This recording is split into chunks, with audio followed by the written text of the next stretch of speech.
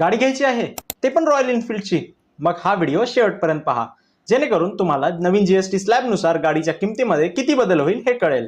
काही दिवसांपूर्वी finance minister निर्मलाताई यांनी नेक्स्ट जनरेशन जीएसटी रिफॉर्म्स बद्दल अनाउन्समेंट केली. यात खूप मोठे बदल करण्यात आले. वन नेशन वन टॅक्स मध्ये 4 स्लॅब असल्यामुळे खूप कन्फ्युजन होत होतं आणि काही गुड्सवर तर गरजेपेक्षा जास्त जीएसटी लागत होता.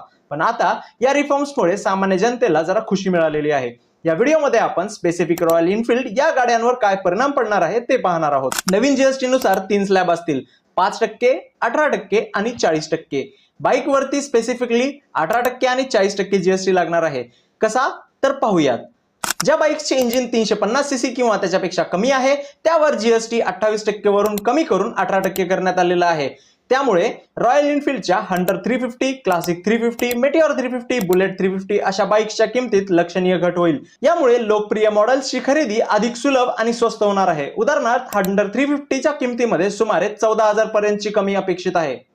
परंतु ज्यांचं इंजिन 350 सीसी पेक्षा जास्त आहे अशा बाईकसाठी जीएसटी वाढून 40% करण्यात आलेला आहे. या स्लॅबमध्ये रॉयल एनफील्डच्या Himalayan 450, Interceptor 650, Continental GT 650, Super Meteor 650 ज्यांच्या आधी सुमारे 31% जीएसटी वसूल केला जात होता, आता त्यांना जवळपास 40% द्यावा लागणार आहे. यामुळे या बाईकच्या किमतीत सुमारे 20 ते 24,000 पर्यंत वाढ अपेक्षित आहे. हे नवीन रेट 22 सप्टेंबर पासून लागू होणार आहेत. जर तुम्हाला 350 सीसी पेक्षा कमीची बाईक घ्यायची असेल तर निवांत घ्या, कारण भाव कमी होणार आहेत हे नक्की आहे. आणि जर तुम्हाला 350 सीसी पेक्षा जास्तची बाईक घ्यायची असेल तर शक्य असल्यास ती 22 सप्टेंबरच्या पहिलं घ्या, कारण भाव वाढणार आहेत.